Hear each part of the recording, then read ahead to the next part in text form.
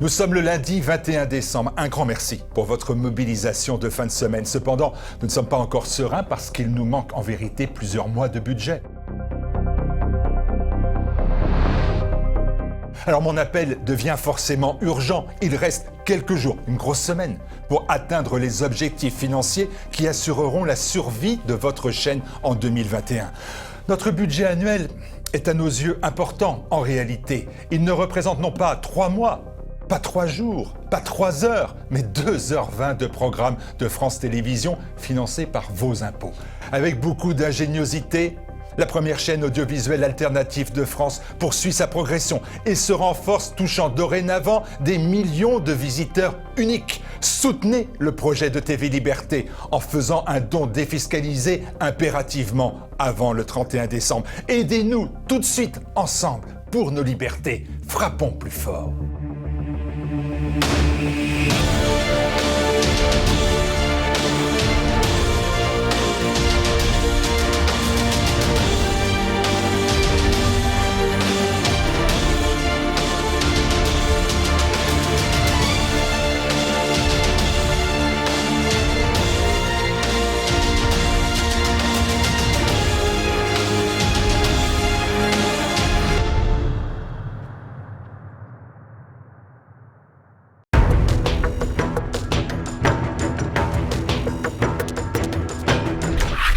Bienvenue à tous dans notre Zoom. Je reçois aujourd'hui une sommité, un agrégé de droit, Jean-Louis Harouel. Bonjour.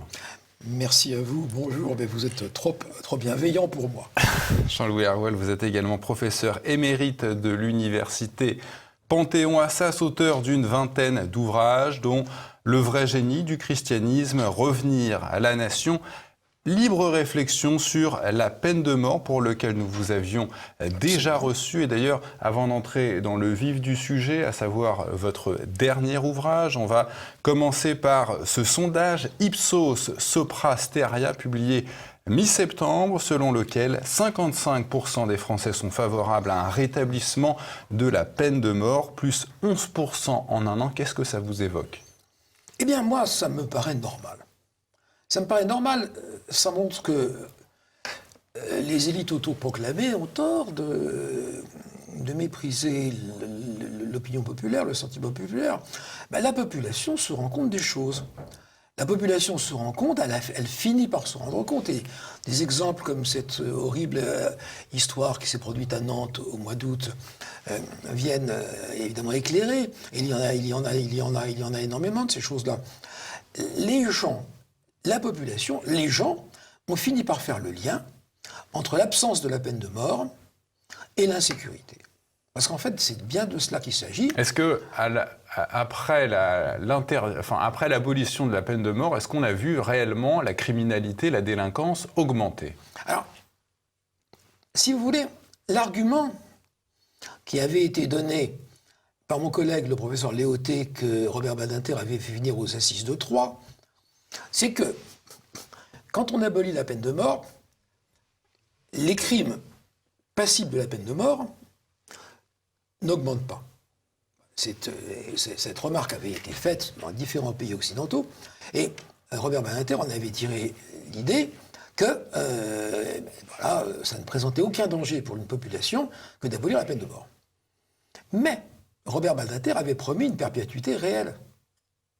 De la même façon que Victor Hugo avait promis une perpétuité réelle, quand les idéologues de l'abolitionnisme promettaient une perpétuité réelle. Or, que s'est-il passé ? L'abolition de la peine de mort, qui était la clé de voûte du système pénal, a disloqué l'édifice du système pénal, de la justice pénale. Et le discours humanitaire qui s'est déchaîné contre la peine de mort d'ailleurs, il faut bien le rappeler, appliquée de manière homéopathique, même pas une condamnation par an, dans les années 70.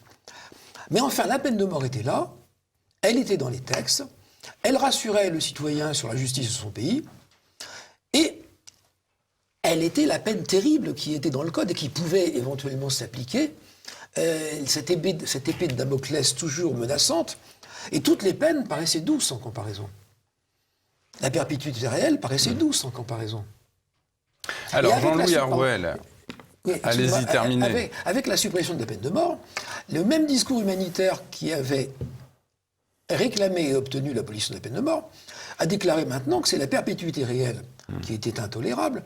Et de fil en aiguille, on a abouti à ce résultat que, par rapport aux peines prononcées, il y a un décalage de plus en plus grand concernant les peines exécutées. Et ça aboutit, évidemment, la perpétuité actuellement en France, c'est 20 ans en moyenne. Ça aboutit forcément. Alors si on ajoute à ça les remises de peine, entre les remises de peine et les libérations anticipées, on met en circulation énormément de gens dangereux. Et si on ajoute à ça que le code pénal comporte tellement de possibilités d'incidents de procédure, d'erreurs de procédure, que des gens dangereux ne sont même pas sont relâchés avant même d'avoir été incriminés, on aboutit à ce que la justice en amont laisse des gens en liberté dont elle aurait dû s'assurer de l'enfermement et du procès, et la justice en aval fait ressortir des quantités extraordinaires de gens dangereux. Et on voit bien que c'est la peine de mort qui est le socle de tout ça. C'est l'abolition de la peine de mort, l'absence de la peine de mort qui est le socle de tout ça. Alors en amont, parce que Jean-Louis Harouel, il faut évidemment qu'on parle de votre ouvrage, c'est le thème de ce Zoom. En amont de cette abolition de la peine de mort, il y a ceci, les droits de l'homme, c'est le titre de votre ouvrage, les droits de l'homme contre le peuple. Quand on parle des droits de l'homme, Jean-Louis Harouel, de quoi parlons-nous exactement ? Eh bien, quand on parle aujourd'hui des droits de l'homme, on ne parle pas des libertés publiques telles qu'elles ont été pratiquées dans les pays occidentaux au XIXe et dans la première moitié du XXe siècle. On parle de tout un système idéologique qui constitue une véritable religion séculière, on y reviendra tout à l'heure, une véritable religion séculière au sens que des auteurs comme Aron, Monroe ou Voegelin avec ses religions politiques donnaient à ce terme. Parce que les libertés publiques, ce n'est pas une invention très récente. L'Ancien Régime connaissait les libertés publiques, il avait ces libertés publiques. La Révolution, la déclaration du 26 août 1789 en a ajouté quelques autres, mais elle a également apporté un esprit antisocial qui va perturber profondément la société française pendant une dizaine d'années, ensuite être mis en veilleuse pendant un siècle et demi et ressortir au milieu du XIXe siècle. Alors pourquoi un esprit, pourquoi est-ce que la Déclaration des droits de l'homme présentait des dangers pour la société? Alors c'est vous qui l'expliquez, et d'ailleurs je vous coupe parce que c'est quand même à moi de vous relancer à chaque fois. Les origines idéologiques de ces droits de l'homme, dites-vous, sont la gnose et le millénarisme. Expliquez-nous ce que ça veut dire. Alors, très volontiers. C'est surtout que c'est très important. La gnose et le millénarisme, on le sait, sont deux hérésies chrétiennes. Enfin, deux hérésies par rapport au christianisme. Deux hérésies qui, en principe et historiquement, sont d'abord extrêmement distinctes et même antagonistes, et qui finissent par se rejoindre, confluer et former une sorte de gnostico-millénarisme dans lequel on baigne aujourd'hui. Qu'est-ce que c'est la gnose ? La gnose, c'est un ensemble de croyances qui a été développé par une poussière de sectes, une multitude de sectes, dans l'Empire romain,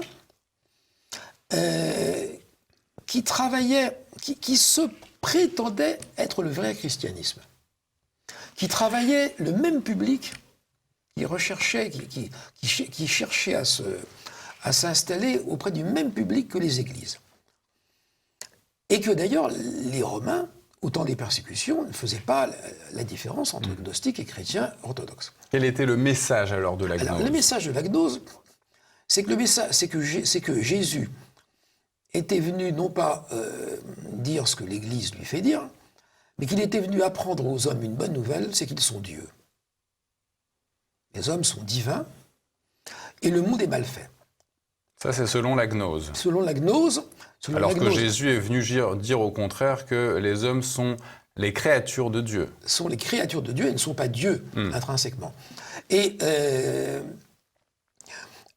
la gnose donc explique que le monde est mal fait parce que le monde matériel, alors tout ce qui est matériel est mauvais.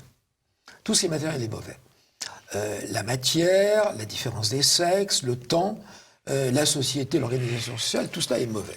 Faire des enfants, c'est mauvais. Alors faire des enfants, c'est l'abomination, c'est l'abomination de la désolation.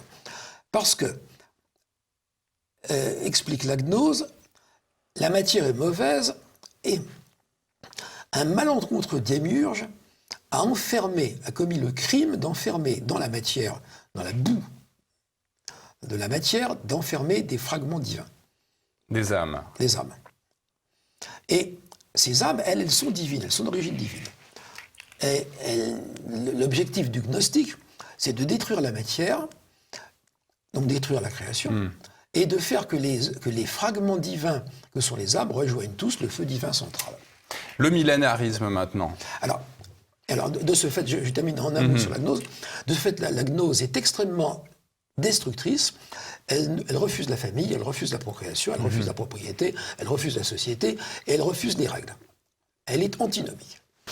Le millénarisme. Alors, le millénarisme, au fond, c'est l'esprit du prophétisme juif qui n'a pas voulu se plier, s'adapter au christianisme, ou qui n'a pas pu.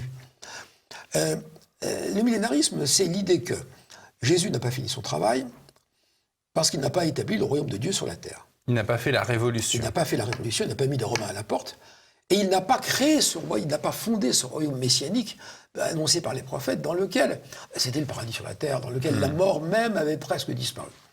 Et ce royaume messianique, c'est également un royaume qui devait dominer l'ensemble des nations. Et on trouve ça chez Racine, et verra à ses pieds tous les rois de la terre. Et alors justement, le point commun entre ce millénarisme et cette gnose. Alors, pendant longtemps, il n'y avait pas de point commun, il y avait au contraire une antithèse, parce que les millénaristes attendaient que Jésus revienne sur la terre pour terminer son travail et pour fonder un royaume glorieux et un royaume heureux, un royaume abondant, dans lequel il y aurait une surabondance de biens, de bien-être. On nageait dans la prospérité terrestre avec volupté, et même de grands docteurs de l'Église ont partagé ces croyances, comme saint Irénée de Lyon. Et je passe sur les détails, mais gnose et millénarisme sont a priori antithétiques. La gnose, c'est le refus de la matière. Le millénarisme, c'est le bonheur promis aux chrétiens dans la matière. Et qu'est-ce qui a pu faire que ces deux tendances se soient rencontrées ? Eh bien, c'est au XIIe siècle, avec l'œuvre de Joachim Flor. Joachim Flor annonce et alors, le millénarisme, donc, il y a un sens de l'histoire, et ce sens de l'histoire aboutit à une période de paradis sur la terre. C'est ça l'idée du millénarisme. La gnose, la vie sur terre est un enfer, le millénarisme, la vie sur terre va aboutir à un paradis.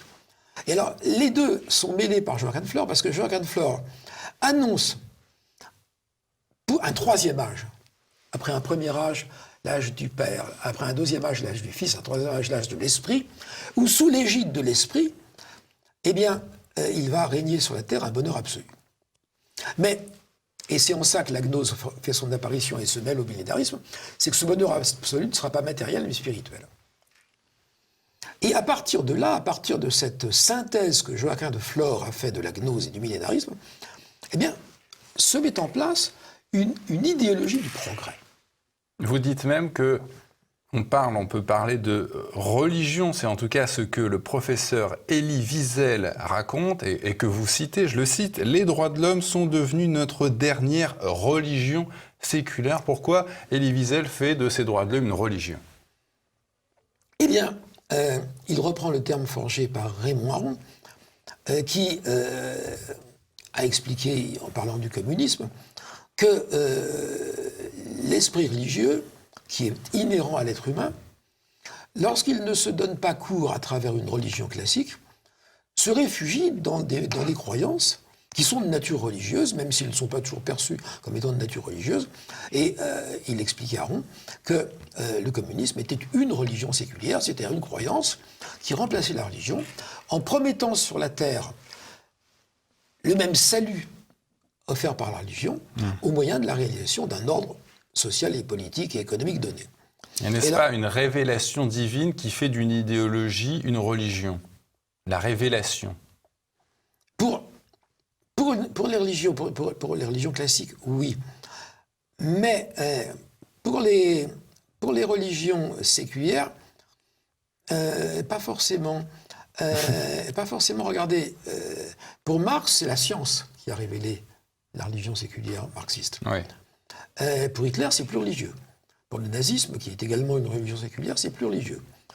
Et Wiesel prend donc le terme de religion séculière dans le sens de Raymond Aron, et il constate, d'ailleurs, Wiesel n'est pas le premier, c'est François Furet apparemment qui l'a un des premiers remarqué, mais je crois qu'en fait, celui qui l'a vu de la manière la plus précoce, c'est Éric Voegelin.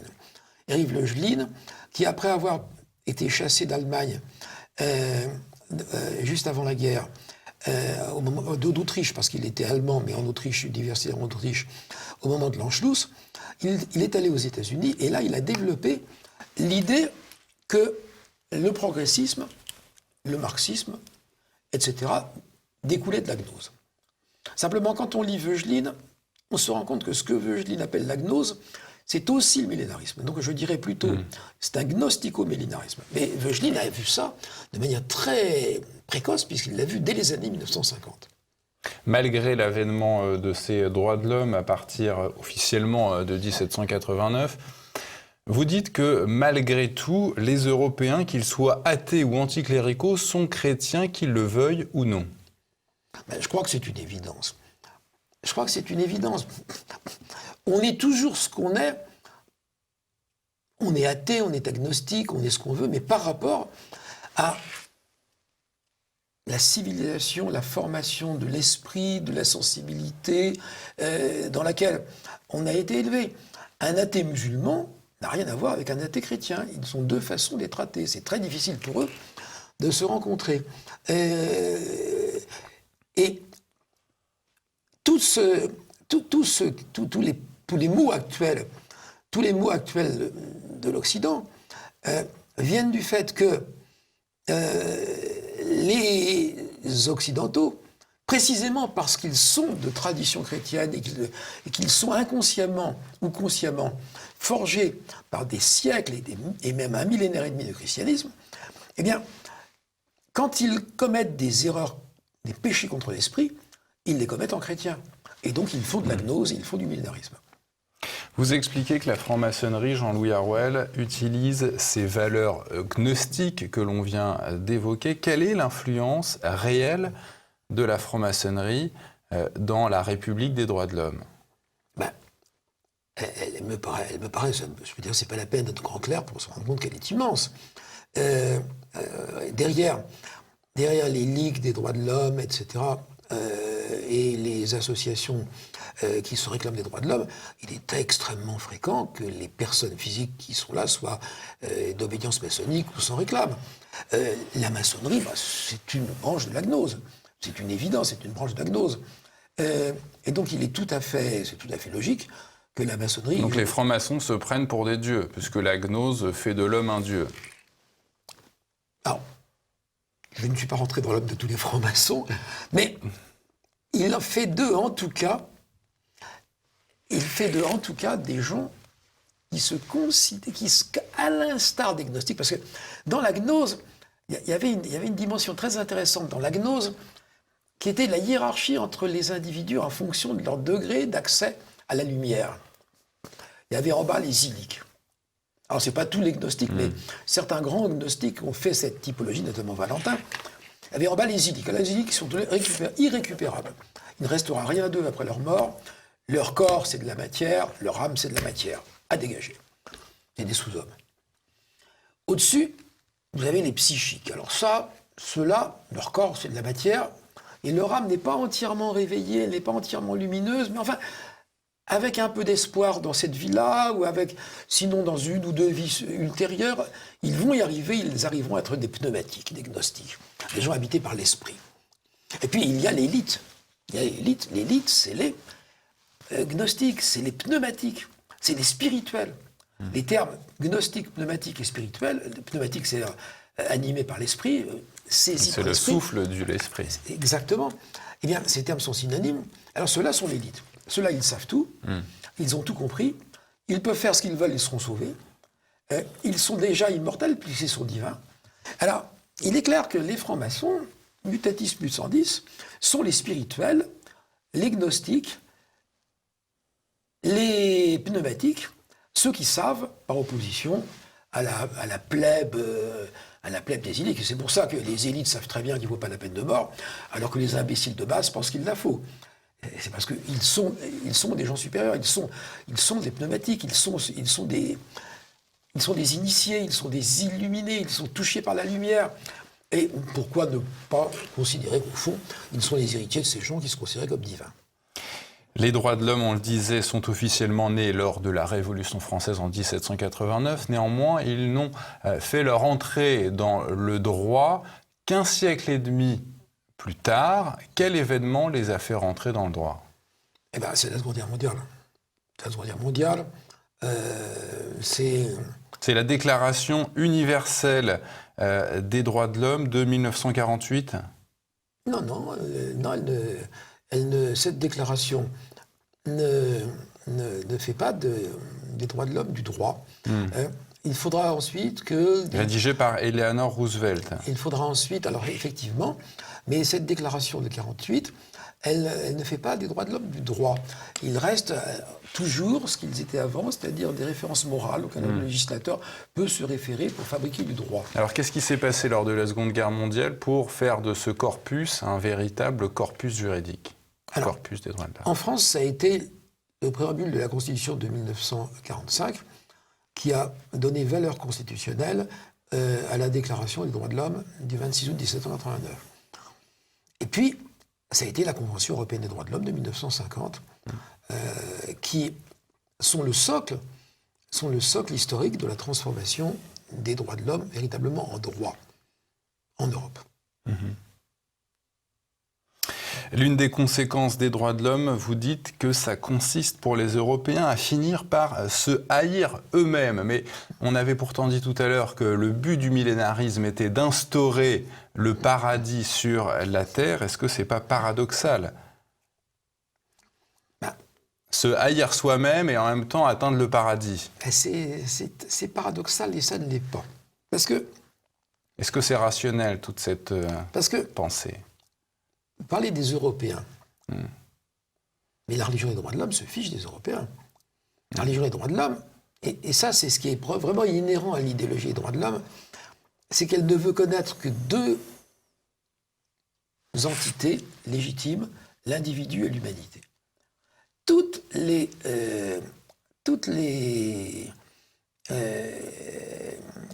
structures existantes intermédiaires sont invalides. La famille, la patrie, la nation, tout cela est même mal. C'est même le mal. Aragon que vous citez, mon pays, remarquez bien que je déteste, ou tout ce qui est français comme moi me révolte à proportion que c'est français. Plus récemment, d'ailleurs, Pierre Berger avait déclaré je ne suis que français. J'aurais aimé être un peu allemand, un peu juif. Mais apparemment, pour lui, être français, c'était être au-dessous de tout. Eh bien, ça, c'est l'esprit des droits de l'homme. C'est l'esprit, d'ailleurs, de la gnose, qui est la haine de toutes les structures existantes. Alors, il faudra que ce paradis que veut la religion des droits de l'homme, c'est un monde dans lequel il n'y a plus de discrimination. C'est un monde dans lequel tous les gens ont des droits égaux et peuvent les exercer n'importe où. Et vous le dites dans votre ouvrage, il n'y a plus de juifs, il n'y a plus de noirs, il n'y a plus de femmes. Et il y a des revendications catégorielles, ce qui est également un paradoxe. Mais alors, et vous voyez, ça fonctionne comme le communisme. Comment s'appelle-t-il François Furet disait que les droits de l'homme avaient remplacé, au tournant des années 80-90, avaient remplacé le communisme comme religion de salut, comme religion politique séculière de salut, que c'était au fond le nouveau communisme. Et à certains égards, c'est un communisme, parce que dans la religion des droits de l'homme, puisqu'il n'y a que des individus aux droits égaux à travers le monde, que les structures politiques intermédiaires sont invalides, que seul serait valide un gouvernement mondial avec des règles mondiales. L'aboutissement du droit de l'homme, c'est le mondialisme. Donc, que certains peuples soient écrasés, disparaissent, qu'importe, ce qui compte, c'est la marche en avant vers le but ultime, qui est cette cité radieuse, cet ami radieux.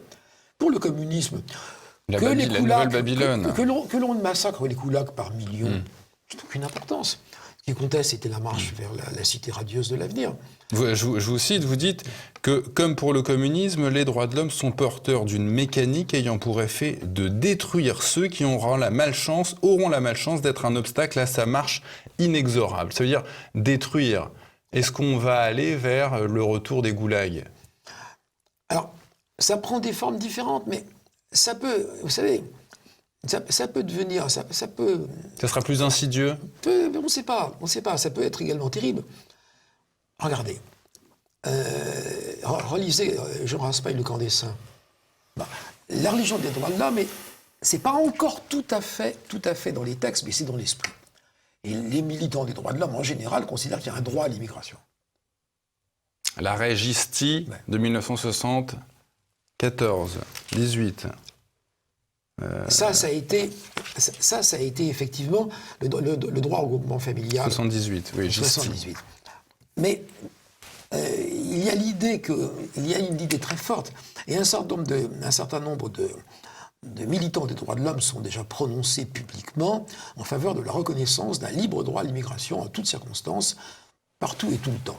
Eh bien, ce libre droit à l'immigration, il peut aboutir à des scènes d'une extrême violence. On peut imaginer, si on extrapole les phénomènes qu'on connaît actuellement et qu'on les multiplie par 100 ou par 1000, on peut aboutir à des situations absolument tragiques et totalement ingérables, où peuvent périr des milliers, des dizaines de milliers, des centaines de milliers de gens. C'est parfaitement concevable.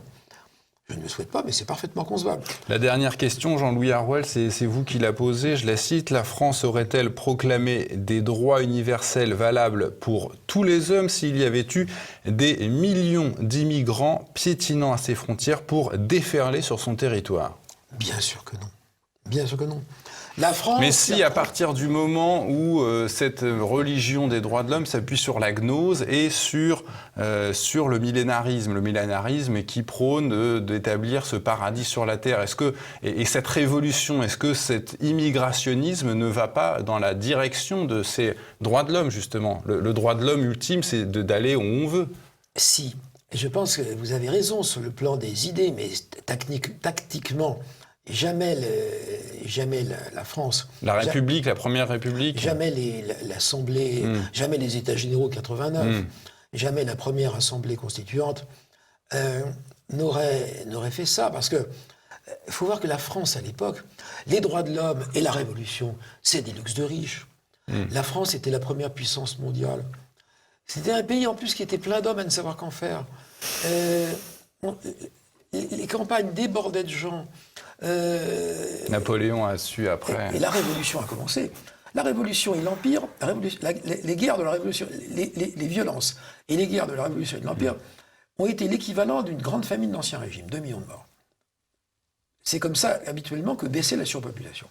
La France de 89 avait 27 millions et demi d'habitants, alors qu'un siècle avant, on n'arrivait pas à passer le seuil des 20 millions sans qu'il y ait de famine. C'était un pays puissant, riche. C'était la plus grande puissance d'Europe. En tout cas continentale. Peut-être qu'elle n'avait pas la même efficacité sur mer que l'Angleterre, mais c'était la plus grande puissance d'Europe. Et c'est bien pour ça qu'elle a pu faire la guerre pendant 150 ans de Louis XIV. De Louis XIV et Napoléon compris, elle a fait la guerre avec succès à l'Europe entière. L'Angleterre, au début du XVIIIe siècle, avait 6 millions d'habitants. La France de 1720 avait autant d'habitants que l'Espagne et les possessions Habsbourg réunies. C'était un pays énorme. C'était un pays gigantesque. Évidemment, c'est du luxe de riche, tout ça. Les droits de l'homme, c'est un luxe de riche, de peuple riche. Jean-Louis Harouel, c'est déjà la fin, hélas, de notre entretien. Hélas, oui, je le dis. Je rappelle le titre de votre ouvrage publié chez Desclés de Brouwer, Les droits de l'homme contre le peuple. J'invite tous les téléspectateurs à se rendre sur la boutique de TV Liberté pour se l'offrir. Merci Jean-Louis Harouel d'être venu sur notre plateau. Un grand merci à vous.